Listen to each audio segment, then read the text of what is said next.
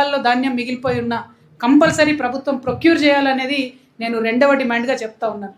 ఇంకొక దారుణమైన విషయం ఏంటంటే, పేరుకు మాది ప్రజాప్రభుత్వం అని చెప్పుకొని వచ్చినటువంటి ఈ ప్రభుత్వం, ముఖ్యమంత్రి గారు 3 సంవత్సరాలు కావస్తుంది, దాదాపుగా 30 నెలలు పాలన దగ్గర పడ్డది.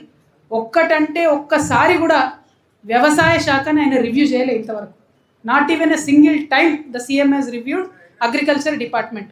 మరి ముఖ్యమంత్రి గారి యొక్క రివ్యూ లేకుండా, వారి యొక్క పర్యవేక్షణ లేకుండా డిపార్ట్మెంట్లో పనులు ఎట్లా కొనసాగుతాయి, అధికారులలో భయం ఎట్లా ఉంటుంది, చిత్తశుద్ధి ఎట్లా ఉంటుంది, ఒక క్రెడిబిలిటీ ఎట్లా ఉంటుంది అనేటటువంటి విషయం దయచేసి రైతన్నలు ప్రజలందరూ కూడా ఆలోచన చేసుకోవాలి.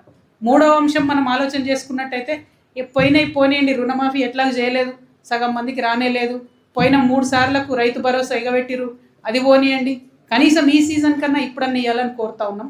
అప్పుడు సర్పంచ్ ఎన్నికల ముందు ఒకసారి ఇచ్చిండ్రు, మళ్ళీ ఇప్పుడు జెడ్పీటీసీ ఎన్నికలు వచ్చేటప్పుడు డిసెంబర్లో ఇస్తారేమో అని నేను అనుకుంటున్నా. బట్ ఐఎమ్ నాట్ ష్యూర్ అది ఎట్లా జరుగుతుంది. అంటే ఈ విషయాలన్నీ కూడా దయచేసి రైతన్నలు గమనంలోకి తీసుకోవాలి.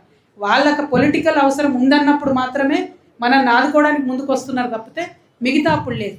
కానీ ఒక ప్రభుత్వం, ఒక వ్యవస్థ ఎట్లా సాగాలి అంటే, పార్టీలు మారినా ప్రభుత్వాలు మారినా రైతులకు ఎటువంటి ఇబ్బంది లేకుండా కంటిన్యూస్గా ఉండాలి ప్రాసెస్ అనేది. Governance should be continuous. అది కంప్లీట్గా ఇగ్నోర్ చేసినటువంటి ఈ ప్రభుత్వాన్ని నిజంగా ఏమనాలనో అర్థమైతే లేదు.